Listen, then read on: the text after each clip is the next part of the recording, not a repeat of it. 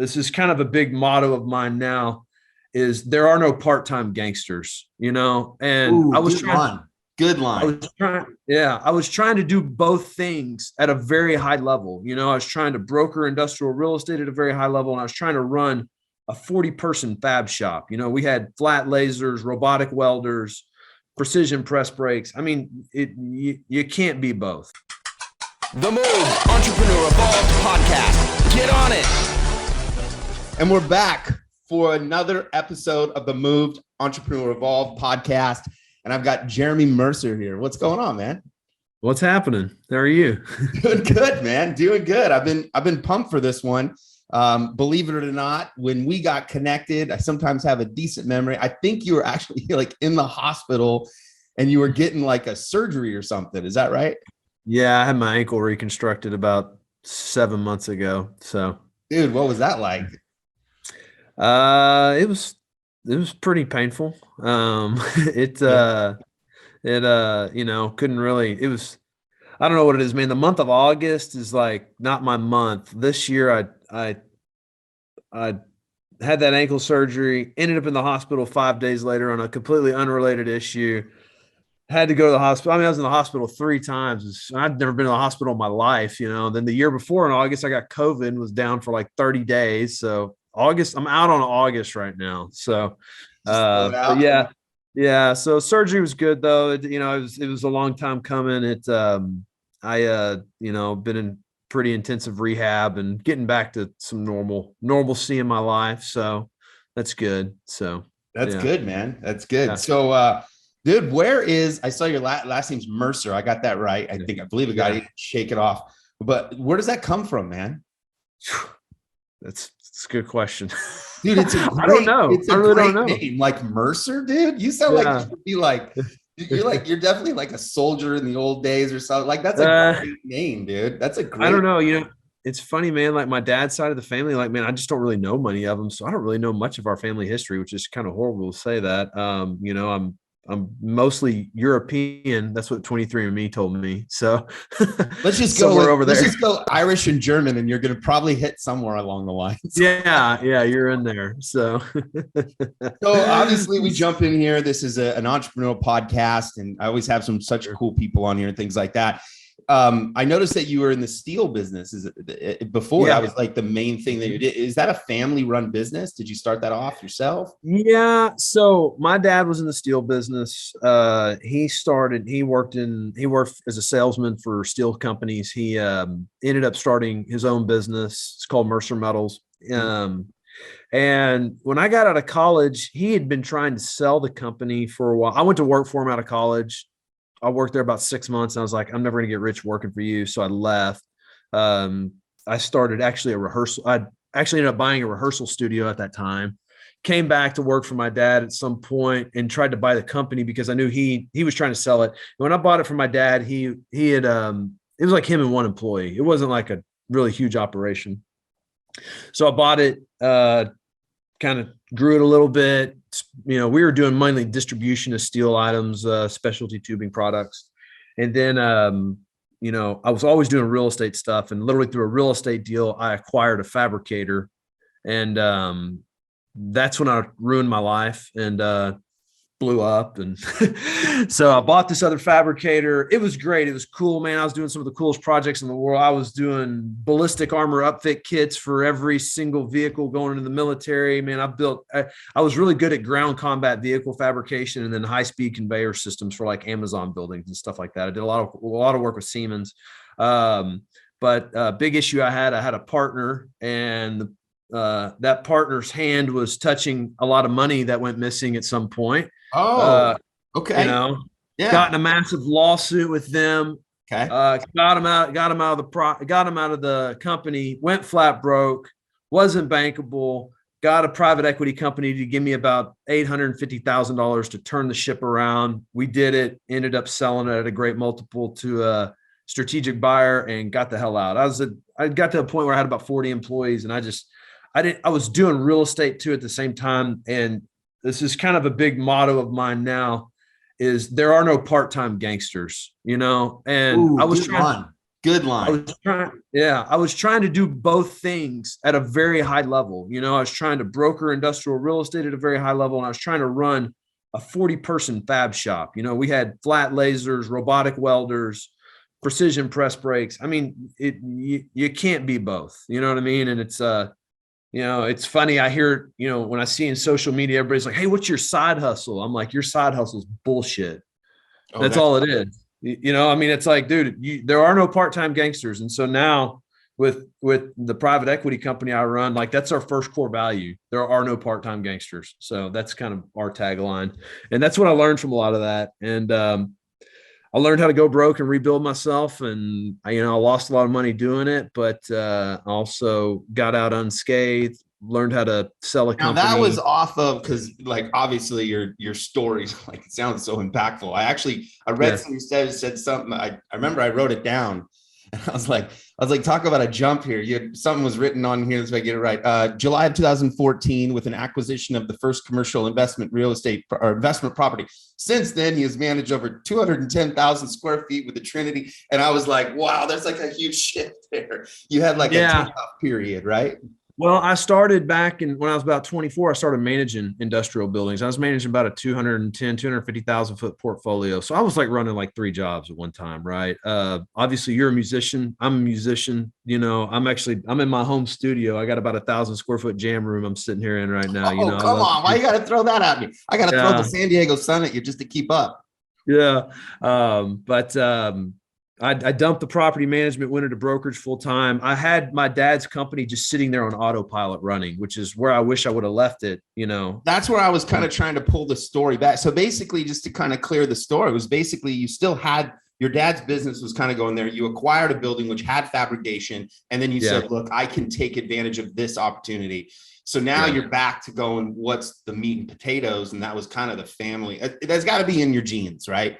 My family was in the lumber business. And ended up switching out for many years. We're in the lumber business. And anytime my dad picks up wood, it's like this natural thing. Was that like you with steel? Like growing up, it's like kind of a I knew steel, I knew fabricate, you know, I just knew, you know, I've been doing it since I was 5 years old. Yeah, you know? that's what I kind of said. You know, but you know, I'm glad I'm out of it. You know, it was a great learning experience. But yeah, it was kind of, you know, what happened also, how I got into commercial real estate was my brother, you know, naturally he went into the steel business when he got out of college and worked for my dad for a little bit, went to a company called Reliance. They're probably the largest publicly traded steel company, took one of their smallest, their worst territory, turned it into their best territory, got a raise of $100 a month and told them, let's go shove it. Like, and so he was like, hey, I'm going to either go into medical sales or commercial real estate. And he looked at medical sales and realized it was all hot chicks. And so he ended up in industrial real estate. Me and my brother have always worked together a lot. So that's cool. Path. So, so that's how eventually I got there, you know, into the brokerage world probably about 12 years ago. And, you know, running in tandem, running my dad's company. And then a couple of years into that, I bought that other company. And that's when everything really went bad. You know, it just got too big, too fast, bad partner, you know, not keeping my eye on the ball, you know, thinking other people would run the show better than me, you know, let them do it. But hey, you know, lesson learned. I got out of it. So what's the difference? Because I talk a lot about with entrepreneurs, I was like, momentum is like so important. And what's the difference between running something that has like parts and fabrications, kind of like this high, like, I don't want to say high, I like to always use RPMs, but it's like in a business that has like a high RPM, right? You're kind of sending items that are, you know, maybe they are thousands of dollars, but you know, you got to send a bunch of them. Then you go into something like commercial real estate. It's like, how do you handle that?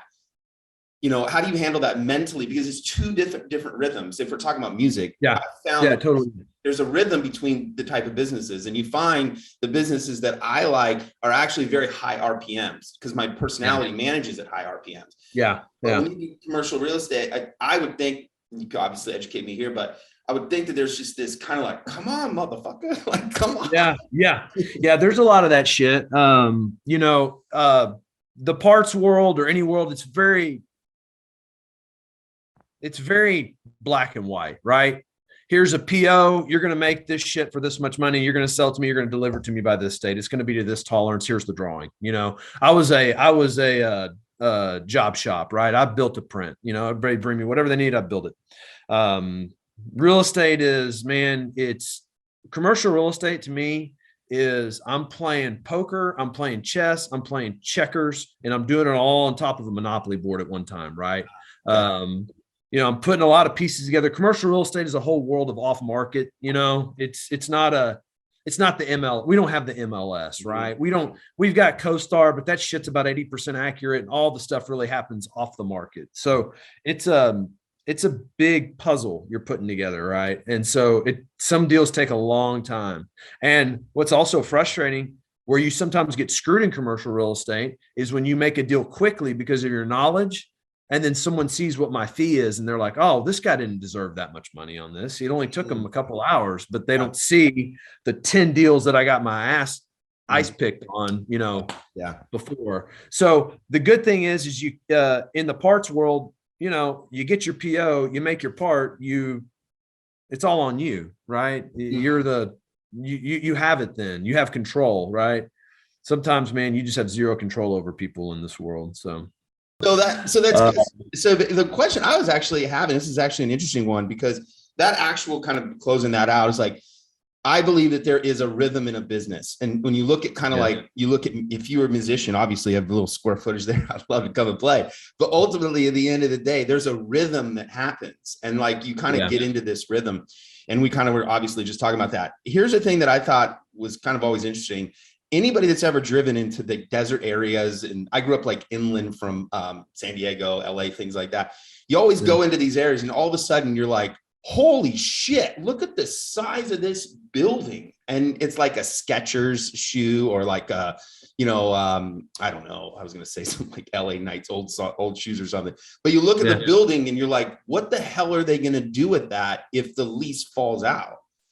What is the thought pattern? Because these buildings are, I mean, you're talking like, it's like beyond, it's like you look at a city or something. So what is the thought pattern in going in as a business move and saying, wow, what happens if this tenant doesn't go? Is it a 10-year lease? How do you look at those things? I look at anything that I could jump down, turn around, and go get it leased, because I know how to get on the street and go get it done. So it's very specific to me, right? But I also make sure I buy an asset that I could just turn out of somehow. You know, I mean, yeah, the tenant could burn out on you, but did you buy the property right? You didn't get over your skis on the value of the property because you paid for a lease, right? If you did, well, that's just stupid. When I immediately look at a building, I always look at it and go, okay, how in the hell am I going to get out of this? Right. If everything goes to shit, right? Like, how am I getting out of this? And, does it have a great yard component with it, which a lay down yard is huge for, trucking or manufacturing that needs stuff for outside storage that doesn't necessarily need to be covered. You know, does the building have any, real bad functional obsolescence? How do I overcome, right? Because buildings have been built, I deal with a lot of older buildings, and they were built back when trucks weren't 53-foot trailers, and truck ports are smaller. So how do you reposition that building to work for modern day logistics and stuff like that? So it's like I bought a building last year, and it was 10-foot clear, which is horrible. I mean, that is like the death sentence in industrial buildings. And but it had a good land component with it, and it was 2 buildings, right? So my exit strategy was, look, it's 25,000 feet. I got a 12 and a 14 here approximately, and I could split them in half and sell them to 2 separate people, which is what I did, and we made a great return on it. So, but they had this yard component that I knew someone that I could overcome the clear height with the yard. So it's a case by case basis, but I got to have some good exit strategies, multiple exit strategies before I go into the asset. So I'm trying to think about the end at the beginning. So, and I think when it comes to real estate, you have someone that says, I'm going to go buy or rent. Obviously you have Airbnb now, but basically you would say, look, I'm going to go buy a rental property. And then what you go to, like your duplex mentally, right? And you're like, oh, I'm going to get a duplex, and we get something with 6 units, 8 units, whatever that is. What's the mental framework of saying I'm not going to do residential and I'm going to go do commercial? What is that decision? Do you think it's, my personality, I don't want to deal with people in a Saturday and Sunday, or do you think it's, I can withstand time? Do you think it's just a different skill set? And it's a different skill set. Very common though on a lot of, there's, business is business, right? All businesses kind of have the same framework around them. I view my building process as a manufacturing process, right? We get the building under contract, we get it, or, so I just try to think of it that terms. Additionally, I've just ran that lap so long that I can look at a building. I have the eye, right? I've looked at these buildings. I've done on the brokerage end, I've brokered over 9 million square feet, so like I've ran this lap. There's so a for lot me, of instinct that just kicks in.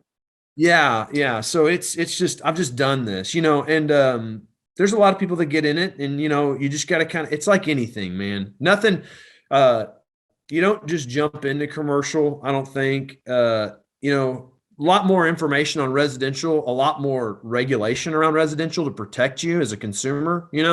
Commercial is the Wild West, right? So you could totally get your ass handed to you if you don't know all the things that are going to happen in that transaction. Like I always thought it was funny in Texas, like if you want to put a property on the MLS, you got to input 100% of the information or it will not generate into the MLS.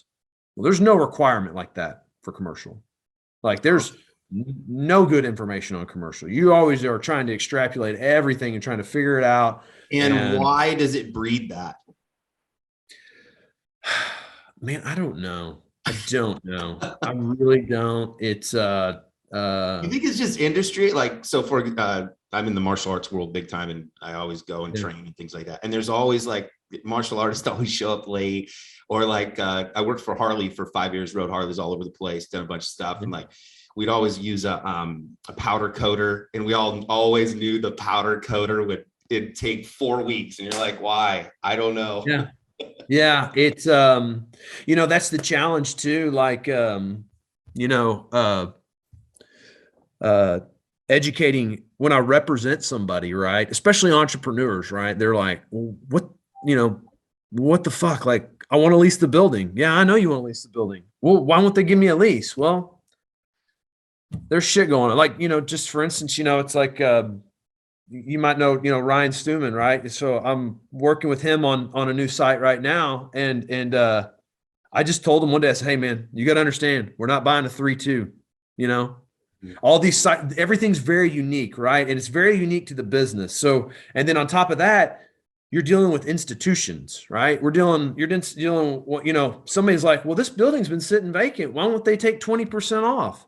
Well, because what you don't understand is that building owner has an asset manager behind it that underwrote a number, and they can't sell the building on a spreadsheet to another institution if they don't have that number, and they will devalue the building by more than 20% on a cap rate basis if they take your lower deal. So that's the disconnect where an entrepreneur is like, man, get my building leased, let's move on to the next deal, right? Well, you deal with these institutions, and they just, it's totally different thinking, right? So what I've also see a lot of too is in commercial real estate, you just get people with a shit load of money, and they literally have 100,000 foot warehouse that they just let it sit there and deteriorate because grandpa built it, dad managed it, and now they've inherited all this money, and you're asking them to go work. So it's kind of like this. Yeah, you're right. Yeah, at all. So, there's a property around the corner from my house. And literally this thing has been vacant for 20 years. And you're talking $1 million homes, right? 20 years. And literally a cleaner comes like every 3 months and leaves. And so it's got to be caught in a trust or something. It's just stuff. Sure. But let me put it this way. If you were in a real estate family, and let's say, hey, Jason, you get up at 9 in the morning. You can wake up at 9 in the morning and you're going to make $100,000 a month in cash flow. Before you even woke up, you made $100,000. But if you wake up at 6 a.m., you're going to make 110.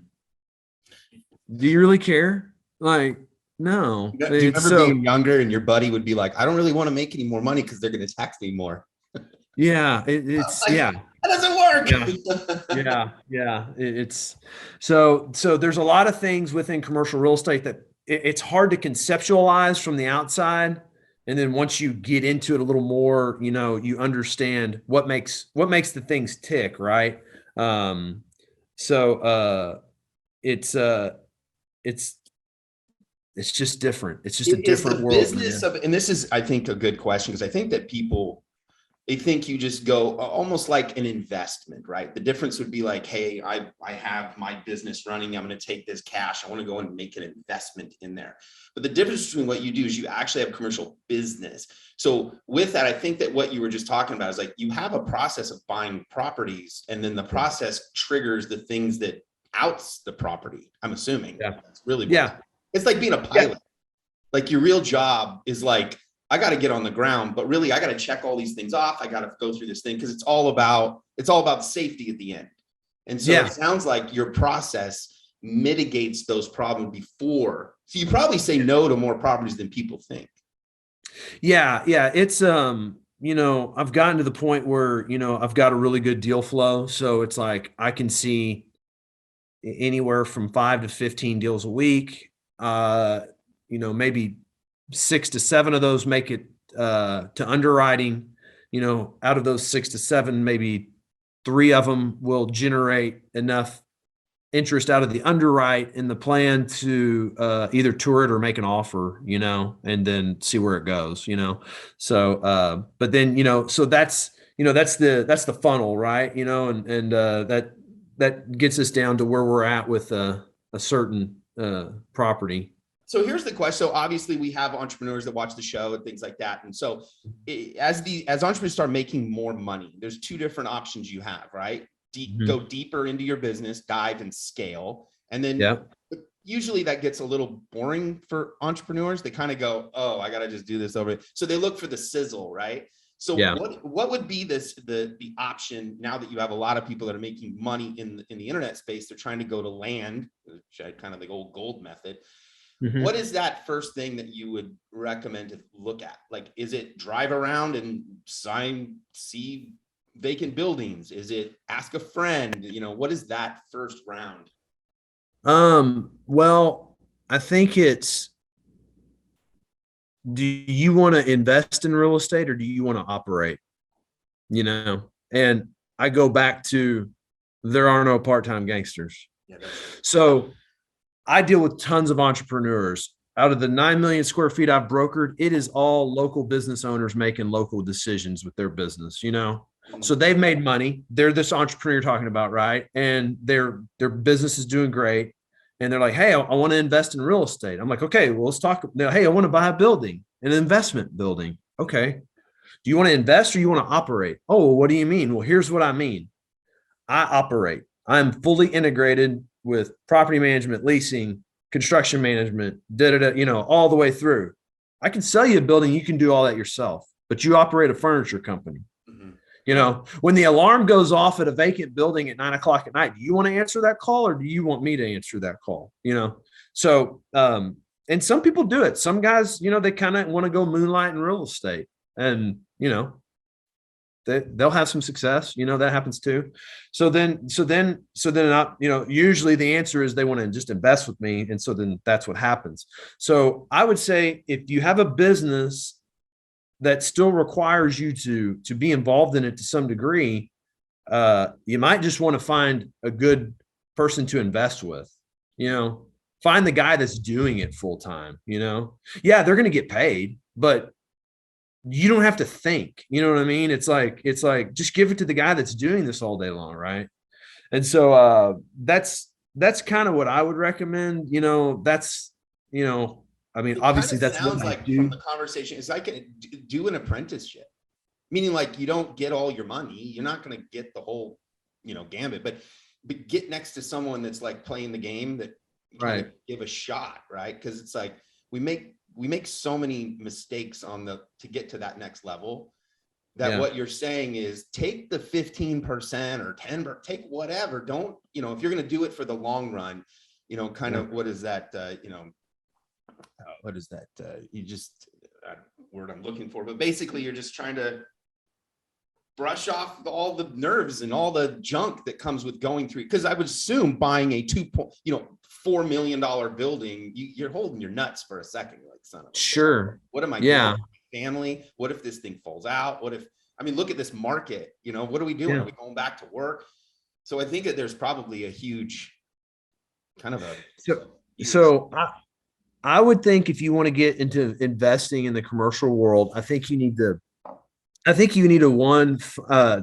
look at some of the different asset classes and figure out what you're really interested in. And maybe it's a couple different ones. But then at that point, I think you need to then find a sponsor that's doing that, and that's what they do, right? And that's and then interesting. Okay, cool. Yeah. So these guys, that's interesting. That is what they do. They moonlight in a way with you.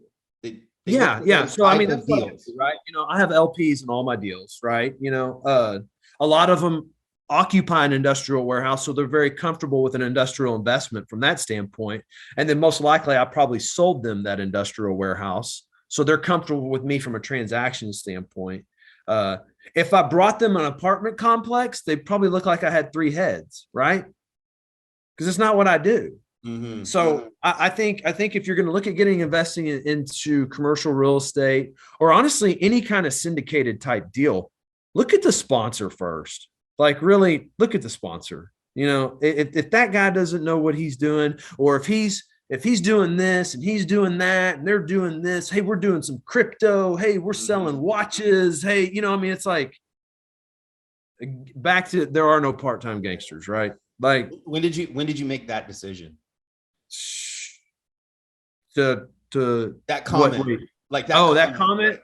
Oh, I probably made that like, I don't know, 8 or 10 years ago. When I was looking at some brokers, I'd be like, every broker in our office would come to me and be like, hey, how do you do?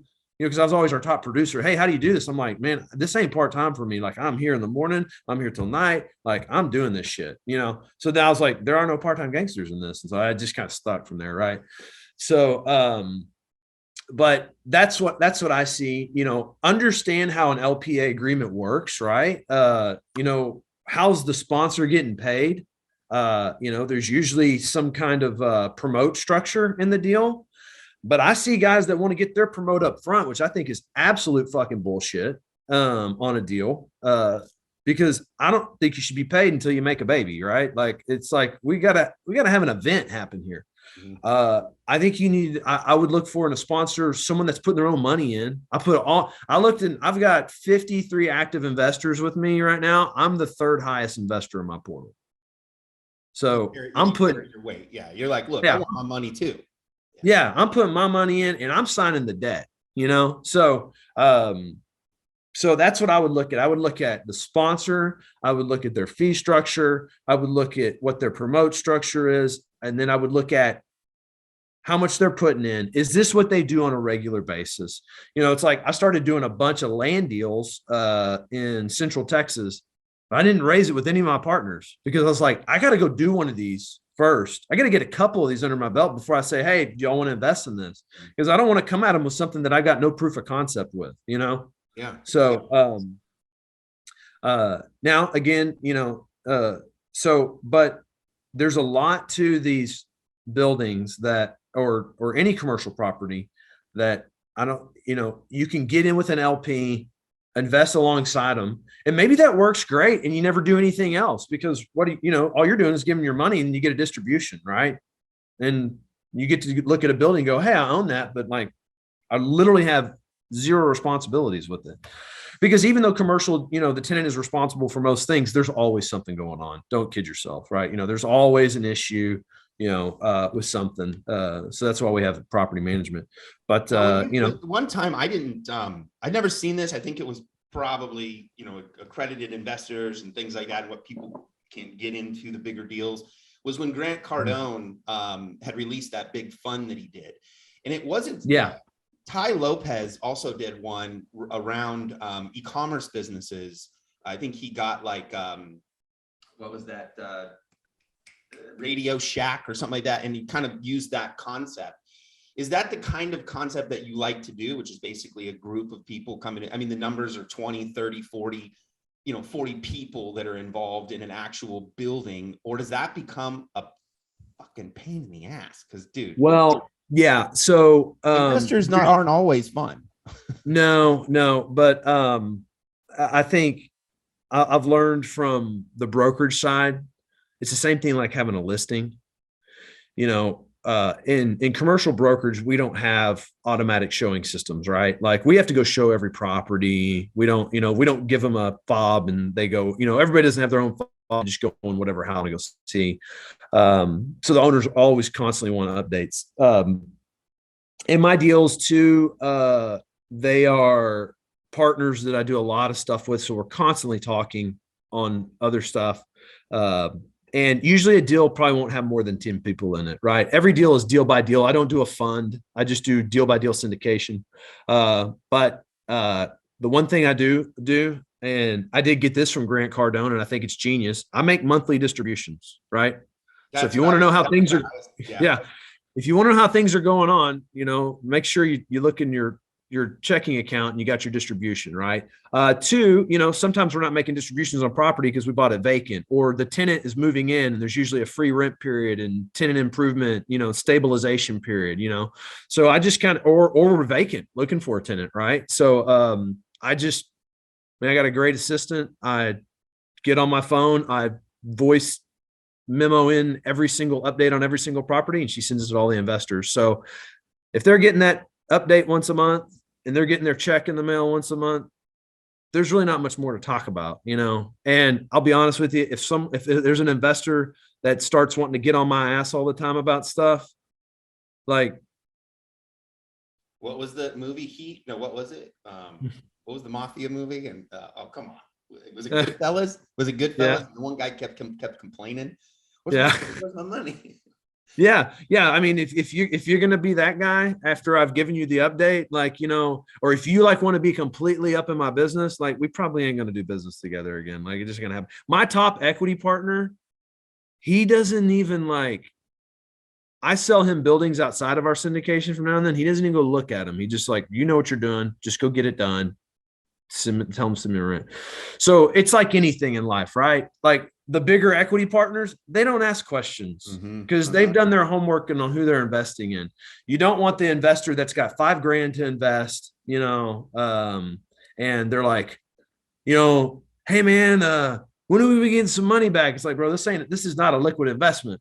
This is a strategy. This is do we flip them? Yeah, every now and then. But I mean, dude, a flip could take 9 months, even if we got it agreed to. So that's a good, obviously this is going to go everywhere. You've got different property values and things like that. But for somebody to go into, because I think that's that's reasonable. I mean, the conversation that you just had was like, hey, get in this. I think there's a little bit of being a part of purchasing.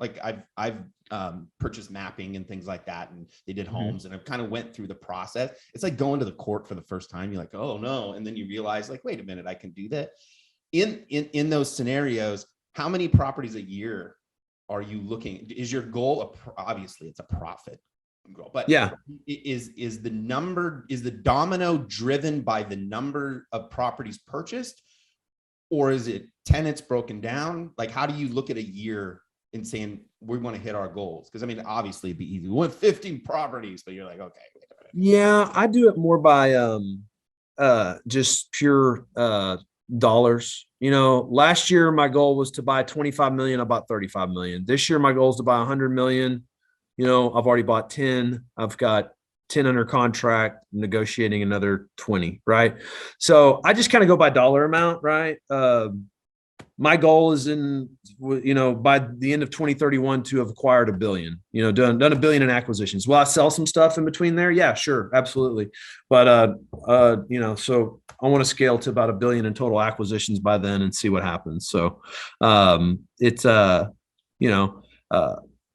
but the goal is to always buy the property right, buy the right asset, buy it with the end in mind, right? If the shit hits the fan, the world goes to shit, could I get that built? And what's great about what I do in industrial is, the shit hit the fan and industrial caught on fire, right? It just went, COVID came. That was my next topic. That was literally my next topic. So what, and you can back this up because I want to throw it out there. It's for me, pandemic hit, my instincts went, oh, because I've been working at home for years and doing traveling and doing all that kind of stuff. And I went, no, I don't know if anybody's gonna go back.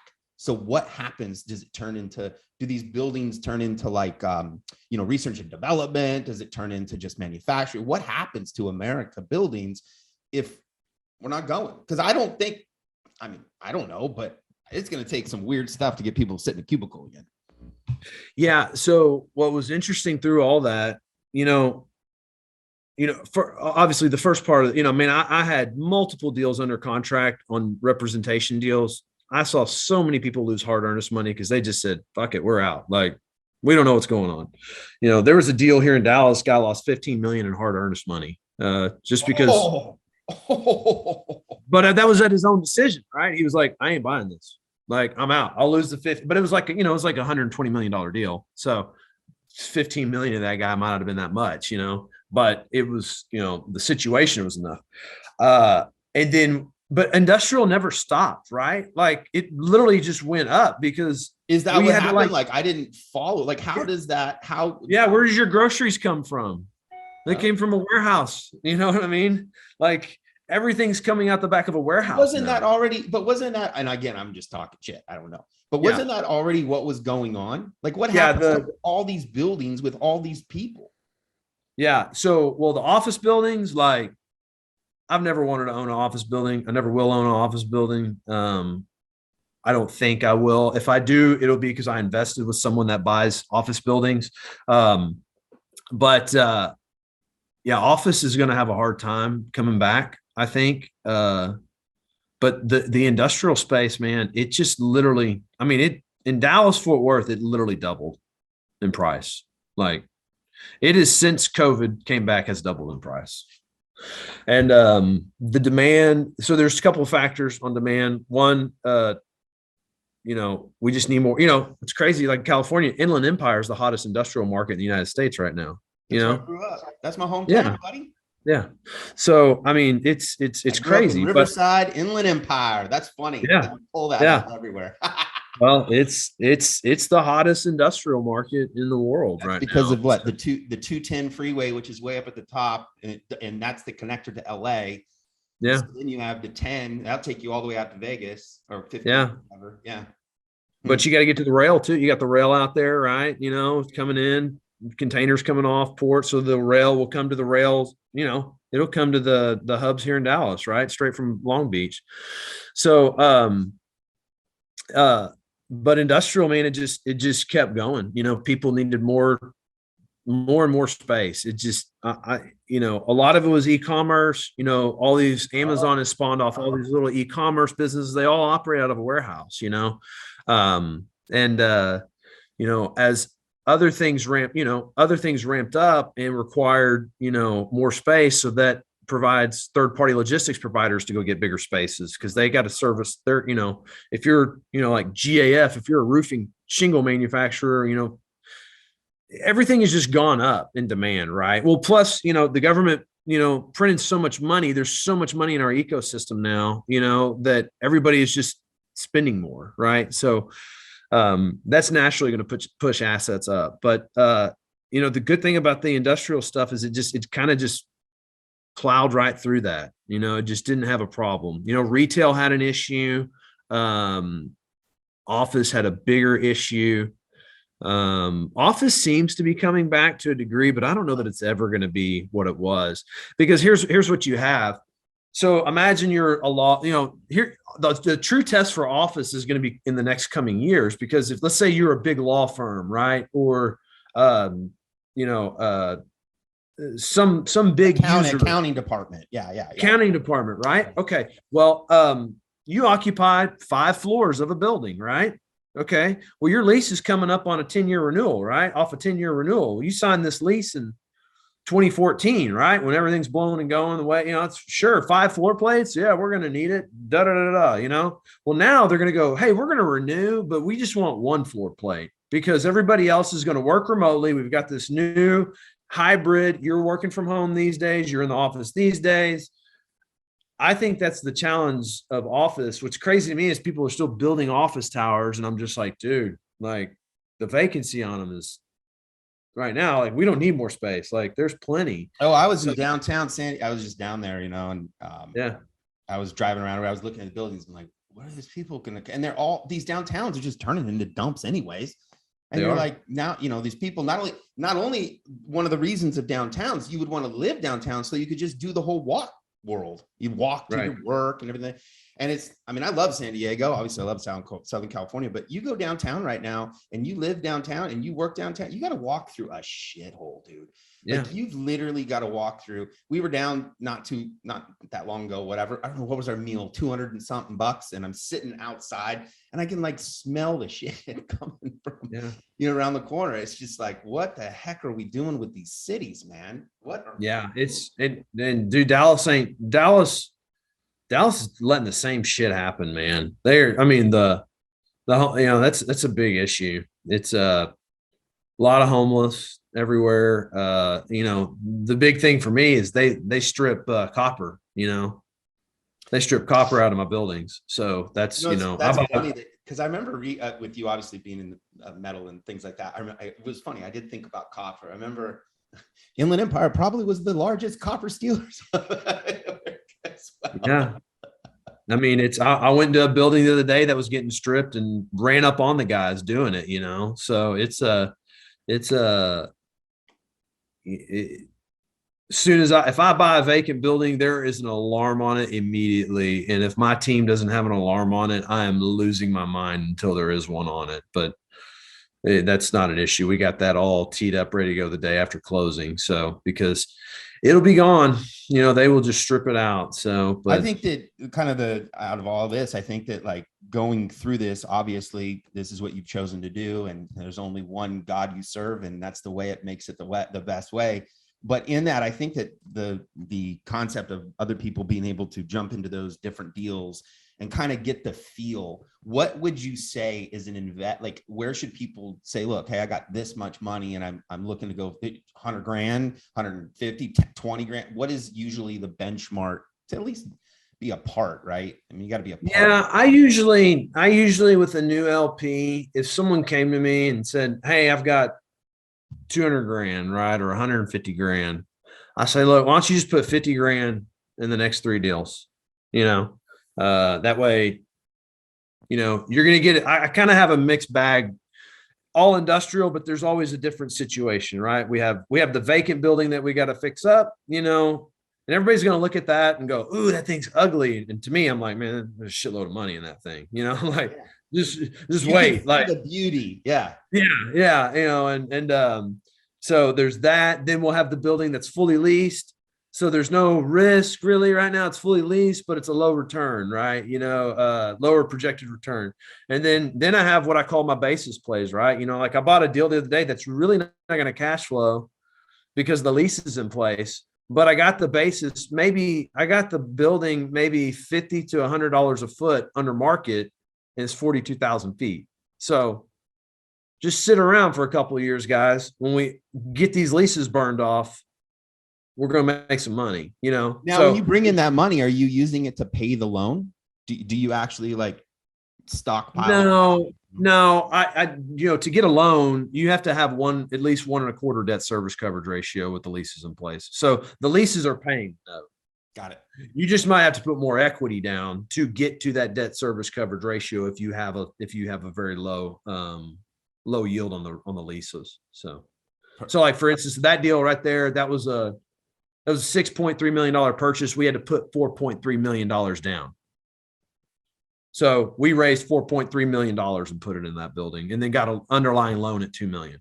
So, and then you distribute monthly if there's a rent. Yeah. Then we'll and so this one, it'll be very small distributions just because we just hit the minimum debt service coverage, right? So but the play on that building is just wait a couple of years. One tenant burns off in 2.5 years. The other tenant burns off in 4 years. Maybe the tenant that burns off in 2.5 years, we either reposition their rent to market or we sell it to a user that wants to occupy that side and have a tenant in the other side with only 1.5 years left of term left so that he can jack their rent up. You know what I mean? So there's a couple of different options with that thing. Probably but the assets as well, the psychology behind something. So anybody in business or so, like the fastest way that you can get them a result in any like if you can get a positive result, like as fast as possible, it's like the complaining kind of, you get a bandwidth, right? It's like, oh, okay, I was happy. And then you're kind of like, okay, people's lives turn around, you start going around. And it sounds like the same thing. It's like you invest some, even if it was like $50, you'd be like, I'm in the game. I mean, so you probably psychologically get less complaining just because people feel like they're actually, okay, I'm moving forward, right? I'm actually. Yeah. I mean, some guys, for me, like I want to get the money back to you, right? Like I'm getting money too, right? Like I love cash flow. Like I'm getting paid cash flow too. I want my distribution. So I want to get those out. Sometimes the business plan just doesn't call for it for a while, And so, but a lot of guys are like, oh man, I don't care. Like this is money I didn't expect to, like I expect a return in years on this, it's not a stock. It's not a, it's an asset. So yeah, as long as everybody understands that going into the deal, and I'm very clear about what the plan is, on each deal. So, and right now with the way that assets have shot up in value so much, they are completely under leased, right? Because a lease signed 3 years ago, well, rents have increased almost 10 to 15% year over year. Well, hell yeah, especially guys, over the last 2 years, like there's got to be a big whack coming.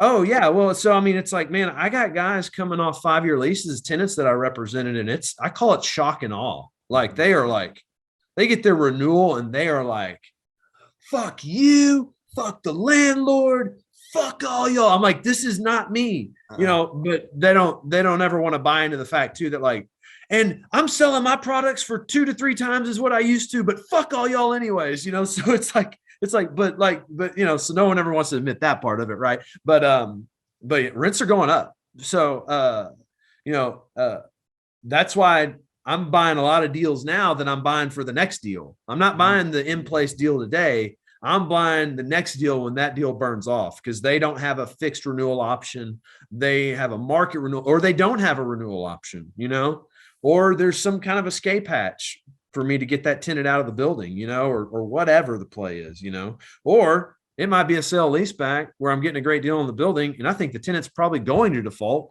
which is probably what I actually want to happen in that situation, because I can't unlock the equity in the deal until he's out of the building. Right.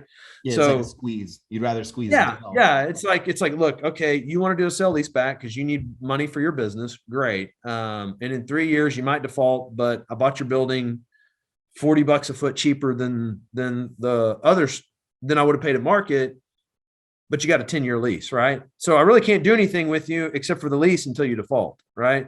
So sometimes that might even be the play, I don't hope they fail. That's not, I mean, I made the deal on a 10-year lease, right? That's the deal I made. But I mean, I can just kind of see the writing on the wall, what's probably going to happen, So if that happens, like, great. People that do rental properties, like the tenants are kind of different. Would you say that the people are different because they're fighting for a different battle, right? It's like, I gotta keep my kids there, or I become a pain in the ass resident, a renter, and when I leave, I wreck the whole place or whatever. Does that happen in commercial? It's kind of same mentality. Not as much, Yeah, I mean, I've had residential houses, and the dog shits everywhere, and they leave it just. You're like, how does this even happen? Like, this is impossible. Yeah, I try to buy buildings where you actually have someone that's kind of done something. I'd say my average. It'd be interesting, I don't know this. It'd be interesting to know what the average annual revenue of my tenants were, but I mean, they're probably doing $5 million a year in revenue at least, you know what I mean? So you kind of got a little more sophisticated. That'd be interesting if you actually could see revenue of residents. I don't know. I can. Actually, there is contracts that actually there's like a percentage of revenue, right? There is contracts. Well, those are retail deals. Yeah. We don't do that in industrial, but they'll do that. A retail center can justify saying, well, we get a percentage of your revenue because you're here, but we got a Walmart here that's driving traffic to your store. Basically, we're your marketing center. It's basically what we're your marketing center. But that doesn't happen in industrial. But I do have the right to request the tenant's financials, so I could actually make a stat and say, okay, because if I had to sell the building or refinance it, then someone might ask for the financials for the tenant. So there's usually a clause like that in the lease that I can obtain those. So, or I got a publicly traded tenant and I can just go online and look at it. So, yeah. Well, Jeremy, this has been awesome, man. This has really been cool. Yeah. I think that one of the things that people should get from this is like the game's still the game. Like the numbers that we talk, sometimes entrepreneurs are doing 1 million, 2 million, things like that. And you're doing loads of bigger numbers. But I think the feel I get from you is like the math's just the math. And like, you're just playing a bigger game. You still have problems, you still have stress, doesn't matter. And I think that's like, I don't want to use the word encouraging. I don't know if that's the right word. I think the idea is like, you can try some shit, like, and utilize some strategies like you had just mentioned to kind of piggyback, or, kind of like you're just an apprentice on somebody with your money, and then play the card. And then eventually you do your own thing, right? You go, okay, I can. Sure. Yeah. It's, I think the big thing is thinking bigger. Just think bigger, because it's very attainable. I remember one time we were we were meeting with a tenant, and they were in about 350,000 feet, and they needed to go get a 1 million square foot warehouse. And they were like, and my brother told them this, they go, well, you guys have never done a 1 million square foot lease. I'm like, my brother goes, yeah, you know what the difference is? They go, what? He goes, air. It's just air. It's just more air. That's all it is. So I would think for entrepreneurs, just think about that. There's just more toilets. There's just more. It's just more. It's another zero, right? Just put another zero on it, right? And think bigger, because for me, back in the brokerage world, like, representing a 5,000 foot tenant is a hell of a lot harder than representing a 50,000 foot tenant.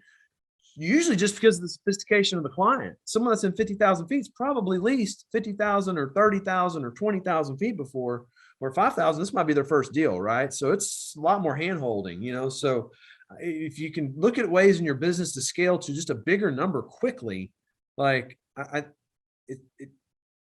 it's the same amount of work. Mm-hmm. Like, I turned down one of my guys brought a deal to me the other day. And he's like, hey man, I like this deal. I looked at it, I was like, it's $900,000.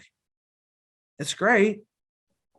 But like, fuck man, like, you're gonna have to drive. It's in Fort Worth. I was like, you're gonna have to drive over Fort Worth. That's 30 minutes, Why don't we find a $5 million deal in Fort Worth that we still have to drive 30 minutes over to, the tasks are the same, and so, just think a little bigger, find a way, know your shit, know your numbers,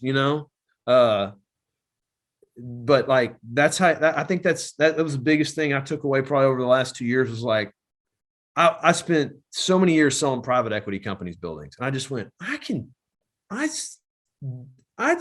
need me. I know where the deals are. All they have is money, And I was like, I can go get money, and I know where the deals are. So I'm just going to go do this. And then I was like, even what you just said was like, it's the same thought pattern at $100,000 a year. It's like, hey, I just found out I actually have value in this situation. Wait a minute. And I think that like what you're sharing is like, it's just interesting, because people think that like, okay, if I'm doing it like this, I have all these problems and blah, blah, blah. And then you're like, wait a minute, the same thought pattern is at this level. It's literally the same. And people think there's a magic trick. No, it's not. It's getting up and doing the same shit again every day. Dude, it's like I said, it's not, you can't, I hate the word side hustle. Like if someone says, everybody will slide into your DMs with these bullshit, hey, do you want a side hustle? I'm like, my automatic response is, there are no part-time gangsters. And they're like, what do you say to that? Right. Yeah. I'm working on this shit. I'm not working on this and this and this and this and this and sucking at all of those. Yeah. Like, I am fucking buying buildings at a hard scale. I have a very high caloric intake for them. I know what I'm doing. That's what I want to do, So I think get really clear on your vision, what you want to do, and then think a lot bigger than you're thinking. Once your mind expands, it doesn't really contract. So, that was interesting. Whoa, that's actually really cool shit. Once your mind, like basically once you see something, you can't unsee it.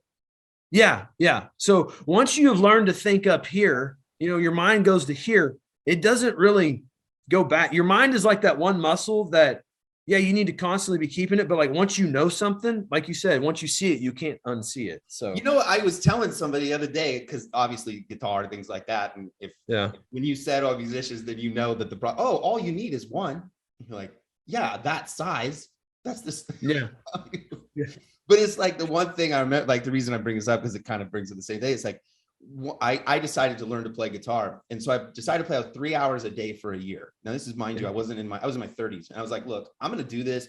And what I looked at, and at the time, the way that I laid it out, I was like, 1 year, learn the skill. I can do this for the rest of my life. And I mean, till the point of not, but like, even when you don't play, I'm assuming you play guitar. It's kind of what, like, you know, this when you're playing, that like you'll pick it up and then you'll be like, oh dude, you just pick up your electric so your fingers don't hurt. But if you pick up an acoustic and you play it, they'll start to hurt, but dude, you're still in the game.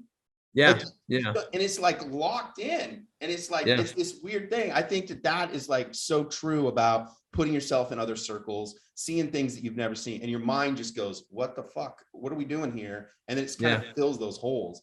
I saw that you kind of did an event, or came to an event here in San Diego. Is that where you're at right now? You think you're at a push point where you're like trying to squeeze a little more of that juice out, meaning like challenges and things like that? Is that, it's funny. I've never been in a mastermind or anything like that till I joined Apex, and that shit just ain't in commercial real estate, right? Commercial real estate is a very tight knit, old money.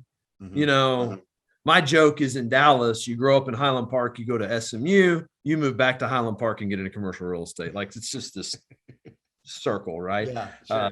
So that's what a lot of people do, but so you don't really kind of get out of that bubble. And I ended up joining Apex. It's funny. I signed up and I was like, they were like, okay, so, we do this social media stuff. And I was like, I don't even fucking have Facebook, man. Like, I don't have social media. So like, I was like, I got to learn this, right?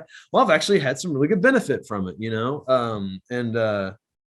I think if you're not continually evolving, right, and like learning new things, you're just dying, So I think, like going to that event, that was all residential stuff. But I learned one thing there that might make me 10 times what I paid to go to the event, right? And so, I think just putting yourself in those rooms, putting yourself in those situations. That event was put on by Kent Clothier. And I remember hearing him speak one time. He said, hey, if you're not in the room sitting at the table, then you're being served for dinner. So I thought that was interesting. I was like, if you're not in the room with these people learning all these different things, you're just the food. You know what I mean? You're not going to get to eat, because these people are going to figure out how to eat, and you're just going to be food. So I always thought that was very interesting. So it's pushed me into learning some different things, like, doing some different marketing techniques for, increasing automation, stuff like that for our processes, procedures. It's a constantly evolving deal. When I was actually like going through and kind of learning a little bit about you, I was like, one of the conversations, and maybe we'll do another podcast one day. I've had a great time. And one of the conversations that I was going back, and I was like, man, all these old systems that I'm sure that steel business ran on, just regular ticket, here's the ticket, and then you got a hand ticket, and all this paper that's all over the place, parts placed in a certain thing. And you had to hold your part ticket, probably was like kept for years, and like you have in the back room. So I could imagine just the transition from that formula. Cause that's steel business is like, I don't give a shit. Send your PO. I don't care what the PO looks like. Just get the shit to me. Like, there's nothing sexy about it. No, that's what it is. And, I think, continually evolving. Right. So that's where I see myself just, I want to further expand my mind. Right. I want to figure out better ways. Like, I want to continually improve. That's really kind of what I strive for in everything that I do. Well, so where could everybody find you? So let's say they want to do a deal or do whatever. How do they find you, brother? Yeah. So my Instagram is JB Merco, JBMERCO. I'm on Facebook, Jeremy Mercer. If you're looking for space in Dallas, we have the Mercer Company, commercial brokerage, www.mercer-company.com. And if you're interested in real estate deals, you can go to my private equity company, www.matadorcapital.com. It's matador-capital.com. And you can see all the assets that we own. So you get a real good idea of what we buy and whatnot. And, just email me through there, Jeremy@matador.com. Capital or Jeremy at Mercer Company. So get a hold of me. So right on, man. That closes us out for this episode of the Moved Entrepreneur Evolved podcast. Jeremy Mercer, the man, dude. Thanks a lot, brother. All right. Thank you, Jason. Appreciate it. If you like this episode, make sure you smash the like button and subscribe to the YouTube channel. Just like Nike is to athletes, Moved is to entrepreneurs.